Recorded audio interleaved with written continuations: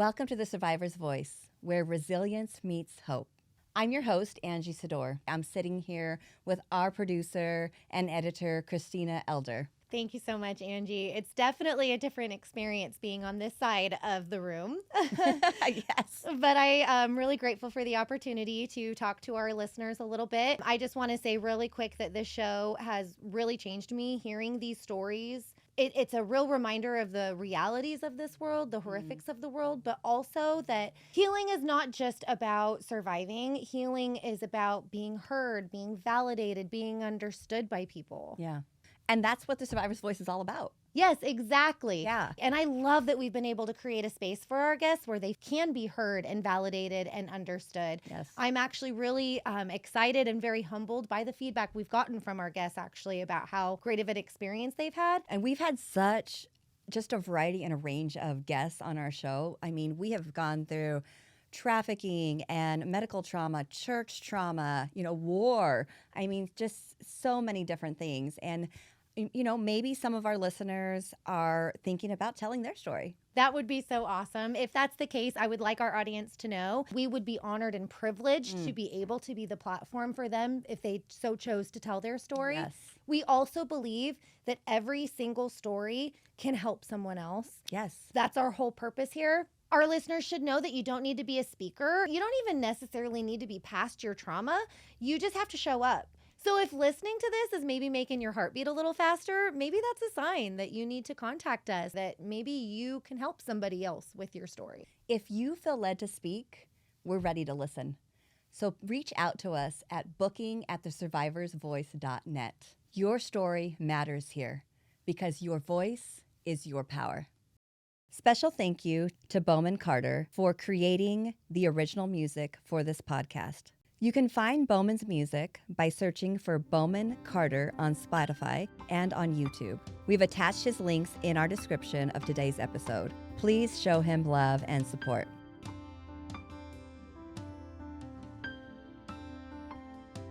Today on The Survivor's Voice, I didn't have a good feeling about her. I have no idea how long it continued. Time doesn't heal.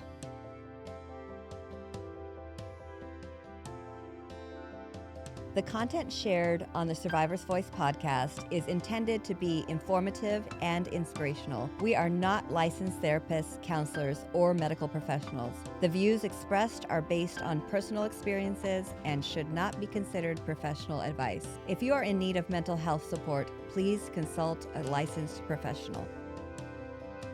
Before we begin, this episode may contain discussions of trauma, abuse, or other sensitive topics. Listener discretion is advised. We don't recommend playing this show with young children present, and we encourage you to prioritize your well-being.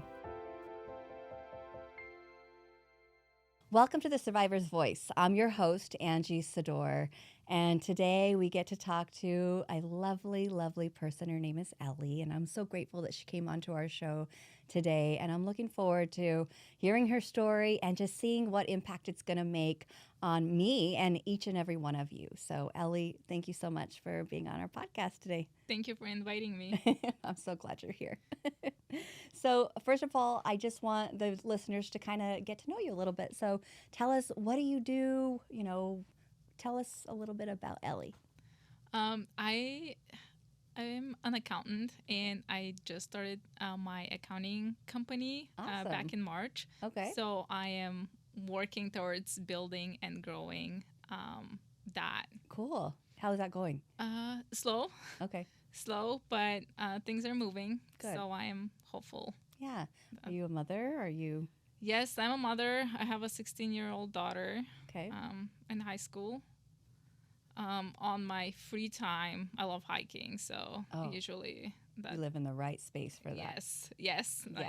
I discovered hiking a few years ago. Awesome. So it's been I call it my free therapy every week. Yeah. Just be out in the mountains and For sure. no cell service. And That's the key. yeah, just disconnect. Yes, for sure. So you're not from here originally, right? Correct. Yes. Where are you from? I'm originally from Bulgaria. That's where I was born and raised. Okay. And moved to the States about 17 years ago. Okay. Yeah. So tell me about what was it like growing up in Bulgaria? It was very, I want to say, peaceful, simple. We get to play outside. I never worried about anything. I Yeah. think I was more worried about the dogs on the street that I was, the people or Yeah. anything like that. Might sound crazy, but like at 13, 14, we started going to like the dance club at the city, and I felt totally safe walking home at 2, 3 o'clock in the morning. High Yeah. school friends. Yeah, I Yeah. feel like, the city that I was from was very small, and so everybody knows everybody. It felt really safe. Nice. That's good. Do you have siblings? I do. I have a younger brother. Okay. Yeah. Is he here or is he still in Bulgaria? No, he's still in Bulgaria. He I'm is? the only one here. Oh my gosh. So your whole family's there. Yes. Okay. So, wow. So how old were you when you moved here? 20, in my early 20s. Okay. Yeah. That's pretty brave. Yeah, it was not planned. Oh, it wasn't planned. No. Oh gosh, I want to know all about this. Yeah. So in Bulgaria, a lot of students go abroad to work for the summer. Okay. The two main countries are like England or the United States. Okay. So England is more like farm work that the students do, and in the States it's like housekeeping or fast food. A lot of people, I think, go to Alaska also to do like the fish Oh. stuff. So that's how I came here for the first time, is through the program. Okay. Just to work for the summer. Okay. And what did you get to do? I get to do housekeeping. Okay. I didn't even know they did. I had no idea they had that program. Yes, they used to bring a lot of students. There was probably about 20 Bulgarians, and there were another 20 students from different countries. So they used to have that program and bring students to work for the summer until I think the recession hit. And that's when there was enough U.S. workforce that was willing to do the jobs. Gotcha. Yeah. And so they stopped that program. I don't know if they're currently doing it or not. Okay. How long did you do that for? So I actually did that 3 summers. So for about 4 months, the visa is for 4 months. Okay. And then I went back home, and, I was in college there Okay. and, studied. What did you do for college? I actually went to study psychology. You did? Yeah, that was my... Okay. That's that was cool. my... Psychology, accounting. bookkeeping. Yes. I completely switched when I realized I'm gonna be staying here. Yeah. I wanted to go back to school. I didn't want to do housekeeping for the rest of my life, and I knew I didn't want to do psychology anymore. It's like I don't want to mess up people more than they already are. So a lot of responsibility. Yes. And just wanted to get into an office job. Yeah. Actually started with the accounting assistant program, but then had an accounting course that I really loved and decided to switch my major to that, and graduated, and I got my CPA license, and here I am. Okay, so let's go back a little bit. So you're going back and forth from the program. Yes. So then how did you just move here? Like, walk me through that process. Well, I met somebody, and they were like, "Are you gonna be back next year?" I was like, "No, this is my last year in college. So with that program, I cannot come back." Gotcha. I told him, "If you want me to stay, you know what you need to do." So Oh! I got married. I love that. Yes. That's great. Yeah. As I said, I did not plan on being here. Wow. Is this the father of your child? Yes. Okay. And I actually found out I was pregnant on our wedding day. Oh my God. So kind of was inevitable either way. Yeah. Oh And my God. Yeah, we were married for about 7 years. Okay. And now we're happily divorced.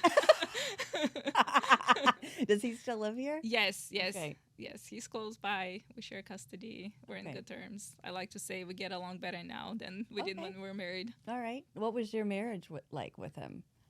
In what way? Well, I mean, was it happy? You felt like you had a good partner? Was, Communication was difficult, but not because the language barrier, but because I wanted to bring and talk about issues, and he would say, I don't want to talk about it. So I think that was a big kind of misalignment between the two of us. It's hard to fix problems if you can't talk about them or you don't want to talk about them. Yeah, true. And then there were some lies and untruths that kind of led to the end. Okay. Yeah. Yeah. Yeah. When somebody tells you, I'm 40 years old, if you think I'm going to change now, like, you're wrong. Oh, wow. I was like, okay. Okay. Well, good to know. Well, that's all I needed to know. Let's move on. Yeah. And how long ago was that? Maybe 9 years ago. Okay. Yeah.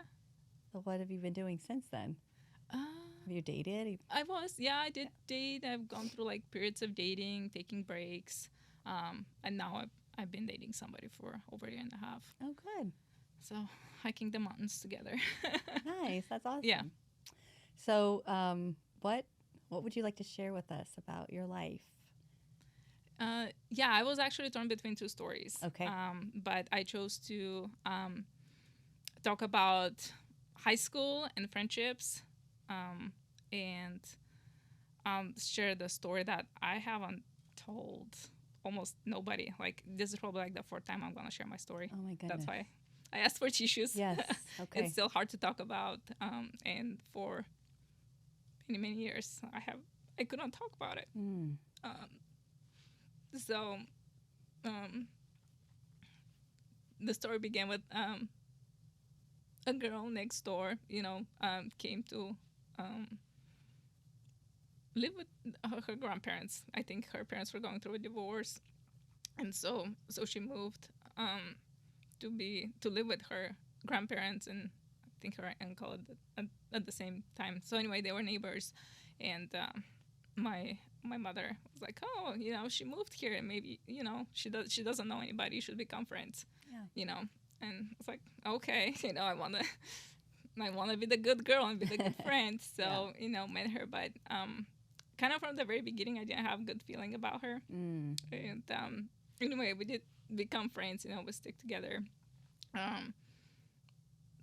but it was not a good fit for me. Like, she introduced me, like, to drinking and smoking and boys and stuff like that. So at one point I was like, this is not me. Like, this is not who I am. I don't want to be like hanging out in that environment. Yeah.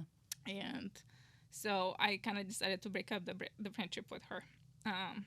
Since that happened, like the first few days, she was just like, not talking to me, avoiding me. But then she turned around and just started, bullying and harassing me. So, what did she do? She would just say, mean comments. And then, so that would continue now for a while. And then it's been going on for months, right? Oh my God. And then one night she comes to my door and she's like, I want to mend things. And, I was like, I was excited. I was like, okay, it'll be nice to put that behind us and just be civil. So she's like, yeah, just let's meet at the club. And so I went there, by myself. And she was in the bathroom. There was like a stairs upstairs, kind of like they went down, and then there was stairs that went up, and there was like a little area. Anyway, she was there with a few more girls, and she just started hitting me. Oh, shit. They jumped you. Yeah. Sorry. Yeah. I was there to amend things. Oh my gosh. And she just kept hitting and hitting and hitting. And I didn't know. I didn't know when it was gonna end. And I think that, like at the beginning, I almost felt like I deserved it. because, I broke the friendship. But then after, the first few, I felt like, okay, that was enough, you know. I feel like I that was enough, but it just kept going, and I tried to leave. I couldn't leave. Finally, a boy that we knew, he actually came up, and he was the one that kind of saved me, Oh my God. and I was able to go home. I'm so sorry. I wish that was the end, but she just continued the whole time. Oh my Even like at the prom, and like just it's been Gosh, going on for like years. harassed you. Yes, the whole time. And I was just so scared from that moment that she would jump me again. Of course. And so I started either avoiding as much as I can, and we were neighbors, so I'd, like, try to go the other side Jeez, where and she you had to doesn't see leave. your Yes. assailant all the time. Yes.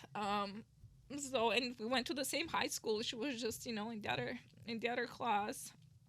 How bad did she hurt you? I was physically okay.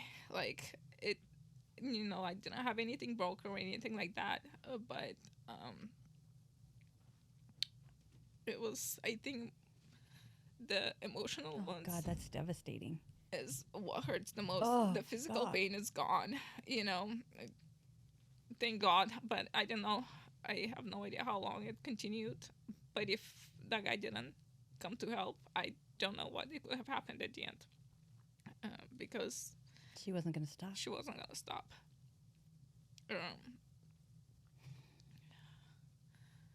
So that changed me. Yeah. Yeah. You still carry it with you. Yeah, yeah. As I said, I couldn't talk about it, and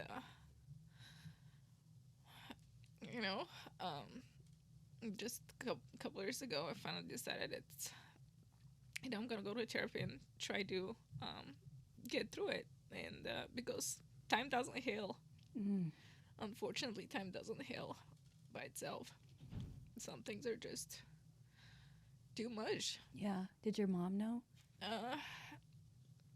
She did, and when I try to talk to her, I think the last time I was there, a couple of years ago, her response was like, "Well, just don't think about it." Like that's just Yeah, that easy. yeah, yeah. Just why are you still thinking about it? And so yeah, that doesn't help. No, it doesn't. And I luckily had insurance that was finally covering counseling in full. And that was So you did seek counseling. so yes, I did. I started going to counseling. The first one was not good, so words of advice: if it doesn't feel good, they don't help. Find another one. Yes. The second one, I really liked working with, and he has helped me tremendously. In my process, I had a lot of anxiety. Still do to some degree, but definitely not like it was. And it's definitely helped me. I mean, I probably could not have been here and tell that story, and if it wasn't for him. So I think about him every day, and how I just go back and thank him for everything that he's done. He's made such a change in my life, and I was always scared. I was scared of doing things, and this past few months, it's like, okay, I'm gonna start doing new things. I'm gonna go and try to open my own business. I'm gonna start doing stuff that I have never done before. Like, I'm gonna be part of a podcast. Look at you go. I love it. When I'm, completely introverted, and I don't like it to be in the spotlight or anything like that, but it's just starting to do things that I've never done before. Oh my God. The significance of you starting your own business, like it means so much more now that we know what happened to you. Yes. Yeah. Wow. And just doing stuff and trying new things, and even driving on the freeway. I had a lot of anxiety just even driving on the freeway, and I don't know what part of the therapy it was. I think it was kind of a side effect, but I like the first relief I noticed, or the first changes when I drive. I don't feel that anxiety anymore. Occasionally, if it's not a known place or anything like that, but nothing like it used to be. Just And I know you feel so say much like better. your counselor did all these things for you, but you're the one that Yeah. did it. Yeah, You he did helped. the work. Yeah, Yeah. he helped. He was a safe place, and he he wanted me to be better, and he was there and walked me through the process and gave me tools to build me up to be able to face it and handle it actually for a while. And he knew like I was kind of procrastinating and waiting, and I didn't want to get into it, and he was like, okay, we have to start working on it, like, Yeah. you've been pushing it and pushing it, Yeah. and so I'm glad that he did, but it was not easy. Yeah, that's a long time to carry that. Yeah, yes, it It's is. very debilitating too. People say, oh, you're so brave to come to this country, to like move countries. It's like, if only you knew that You wanted to get the out. top is just to get out, Oh my God. That makes sense. Yeah. Yeah. because it's like there's probably almost zero to no chance of seeing her. There's still some chance, but Very slim. much Yeah. slimmer chance of ever seeing her again. Yeah. So So I'm assuming she never apologized. nope, she never apologized. Did that ever impact you and how you like had relationships with women in the future? Uh, Actually, no, I don't think so. But in general, I do get along better with men, and I work better with men. However, um, yeah, I think I have become like, I always feel like I needed to have a male friend, Hmm. so I have somebody to protect me. Yeah. That Um, makes sense. Yeah. Have you looked her up? Like, do you know where she's at in life? She's still there? I did look her up. Little stalking? Yeah, of course. It's been a long time though since the last time I checked. It sounded like she got married and she had a kid or two, maybe. I'm not sure. So she's I don't think she's in the same city. I think she moved to a different city, and I think maybe she got a divorce. I don't know. So it's been a while since I checked up on her. Yeah.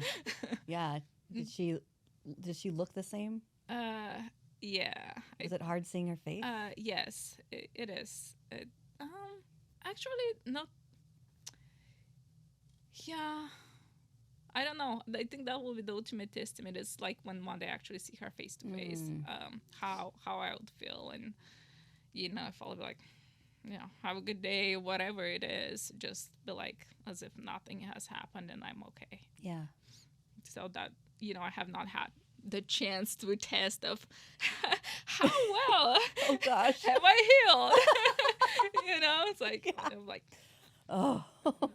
Yeah. here I am, just be able to walk normal and not be afraid, and Mm-hmm. walk on that same side of the street and pass her by Yeah. without being scared. Oh my gosh. We've never heard a story like this before.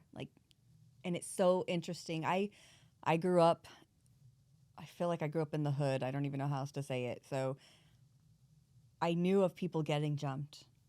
And so I've never heard this side of the story before, and how drastically it impacts somebody's life. Oh my God. It's not okay. No, No. Mm-mm. it is not. So, did you feel any feeling like something was going to go wrong that night at the club? I think I wanted to believe. I think I wanted to believe Yeah. that she really wanted to amend Reconcile. things and Yeah. make things right. Mhm. And I wasn't even looking for friendship. I was just looking for the end of the animosity and the harassment, Yes. and to put things behind us.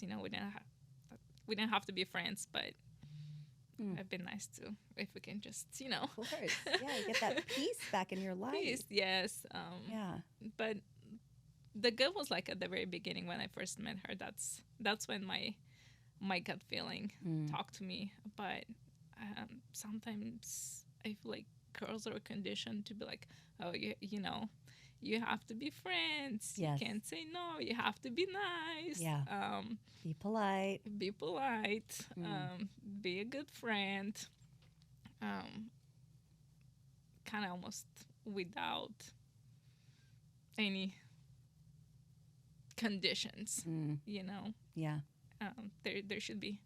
Yeah. Yeah, you don't have Boundaries. to be. Yeah, Yeah. You don't have to be friends with everybody. True. You don't have to get along with everybody. Mhm. You don't have to say yes to everybody. Right. And yeah, when you mentioned boundaries, I wish I knew about boundaries. Mm.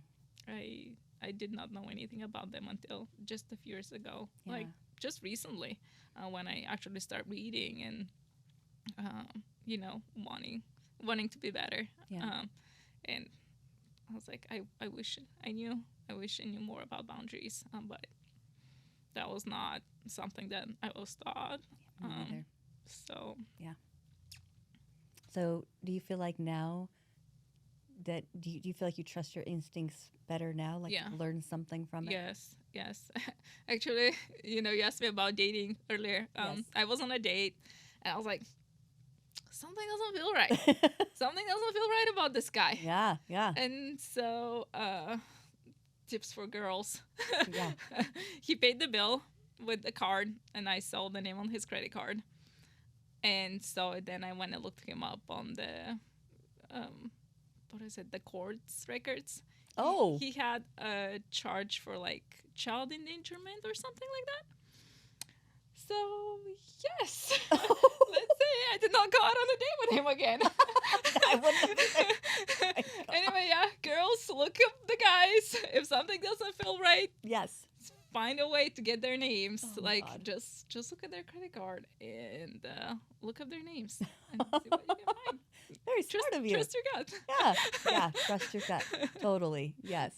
I feel like in our society, like you were saying with the dating, we need to trust our gut when we're dating men, those things. But no, none of us are really taught to trust our gut when it comes to women because we don't anticipate that they're going to Right. abuse us, harass us, physically abuse us, a friendship like that.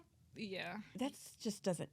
You don't hear about stuff like that. Yeah. You don't expect your girlfriend to No. they turn and beat you up My God. just because. Yeah. I mean, for me, trusting your gut, even now, it's. I mean, I don't divide them like men and women. It's like occasionally I'll run into somebody. I'm like, I don't know you, but I don't like you, Mm. and just try to stay away. Yeah. It doesn't happen very often, but occasionally it does happen. Yes. I understand And I'm okay. that. Yeah.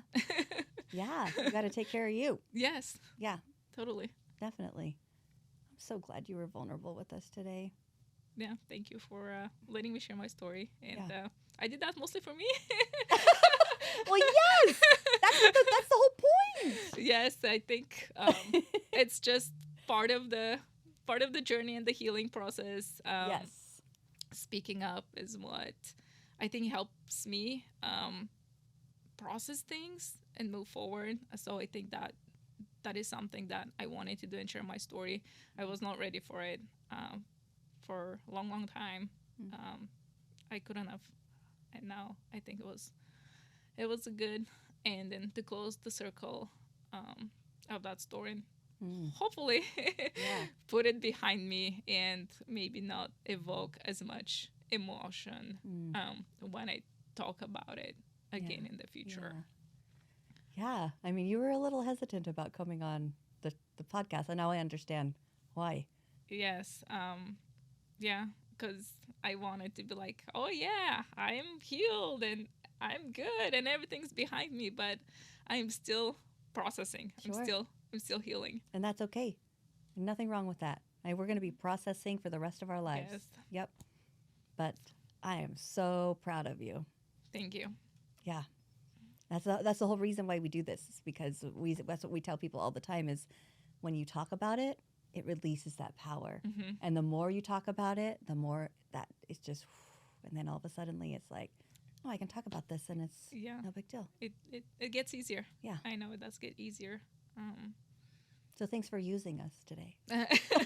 Thank you for letting me use you. I love that. That's fantastic.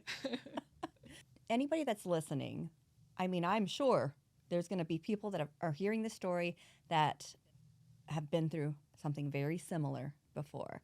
What would you tell them to encourage them, to give them hope that they can get through it?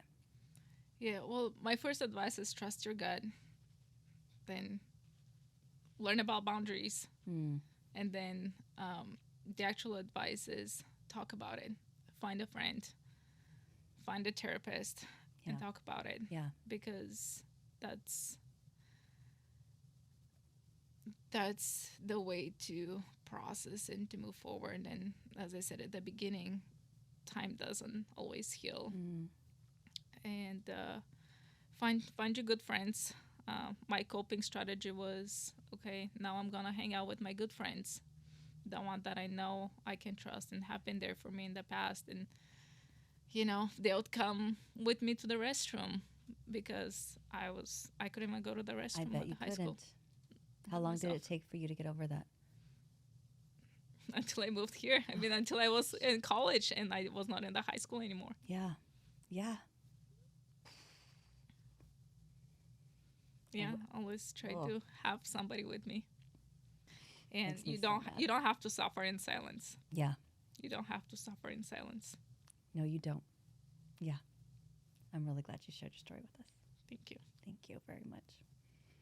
Well, thank you guys so much for listening and watching our show today. We're so grateful for you. And I'm just really humbled and honored that Ellie felt that this was a safe enough space for her to be as transparent and as vulnerable as she was with us today, because I could feel her pain of what she went through. I can't even imagine. And I'm sure that there's some of you out there that have experienced something just like that. Most definitely. And it's time to talk about it. It's time to let it go. Let that power go. Let that power that it has over you. Let's talk about it so that it doesn't have the stronghold on you anymore. And that's why we have the survivor's voice. Our voice is our power. It really is. And it's so important that we share these things out loud with people, because there really is healing to it. So if you would love to be on our show, please email us at booking@thesurvivorsvoice.net. We would love to have you on our podcast. And if you're watching on YouTube, if you would subscribe to our channel and hit the notification bell, we would greatly appreciate that. And anywhere else that you're listening, give us a follow. We'd also love for you to just comment. If this story touched you in any way, and you feel like, man, maybe it's time for me to start working through my process, we want to hear from you. So put something in the comments. We would love that so much. And we will see you again next Tuesday. Our sponsor, Safe Harbor, is putting on their annual Hope on the Move 5K. And if you're in the Inland Northwest, we'd love to see you there. The Fun Run 5K is stroller and pet friendly and raises funds to support Safe Harbor's mission of providing rescue and support for survivors of human trafficking. Sign up on Safe Harbor's website, safeharborforfreedom.com, or find the event on Facebook at Safe Harbor for Freedom. If you'd like to sponsor the event for as little as $50 or make a donation pledge, you can find more information at safeharborforfreedom.com. Every dollar makes a difference. Now, more than ever, victims of human trafficking need our help and community awareness. Again, sign up for this year's Safe Harbor Hope on the Move 5K at safeharborforfreedom.com and help us support those that are impacted by human trafficking.